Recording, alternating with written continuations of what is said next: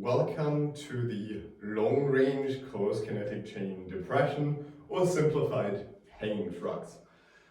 This one is one of the most simple, easiest ones, because usually when we have something to support a feet on, like I have the floor below me, I can progress this from full squat-like feet under me support, where I'm not even exerting force on the rings, to completely hanging with my legs floating. The nice thing is that we can also do the same thing for single arm, so I can hang without foot assistance to performing these shrugs without my feet supporting. Very important here, when you use your feet for assistance, if they're placed right under you, it's very hard to see, I'll just do it like this with one ring. If they're placed right under me, they can potentially support me a lot or not much at all. That's up to me, but theoretically they could support me too much. If I'm going to take the rings and the feet and place them in front of me, there's only so much that they can help me, because most of my load is still hanging under my hands, in my hands as a result, and most of the load is there. So strategic placement of your feet is your main progression or regression.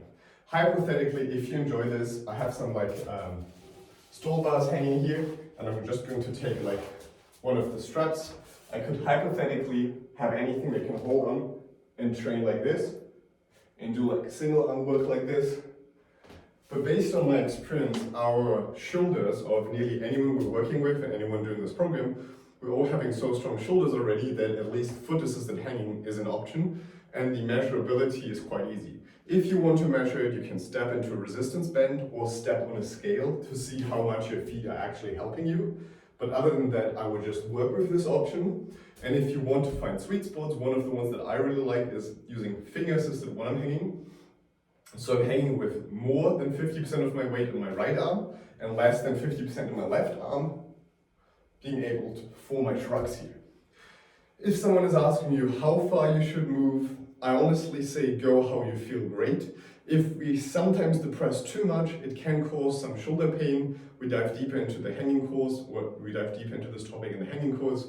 But the simplicity of this one is just training it, getting the nice full stretch, pulling back up. Whether you slightly get more upright or sideways is totally up to you. Get some nice training shoulder stimulus, and you're usually good to go. If you have any questions, feel free to send them over.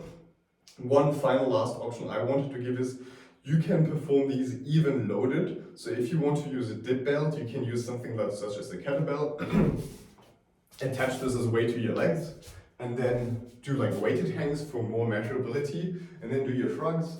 But I usually rather go for the fingertip assisted one because it gives a nicer, different angle to the body than the general loaded one. I just wanted to give this option as well. For this one, we usually don't do any external loaded ones. I mean, you can do it with a cable machine or something, but it's very, very hard to load this range of motion with external loads. So that's why I'm not really recommending it. If you want to try to find a weird angle hanging around and training elevation with some load in your hands, but it's usually much more uncomfortable than just hanging, and the benefits for the shoulder and spine from hanging are usually outweighing all of the other benefits from trying to do some cable pull down loaded external load shoulder elevation, shoulder depression work. If you have any questions, as I said, hit me up, and I think that's one of the key ones that we should train every single day.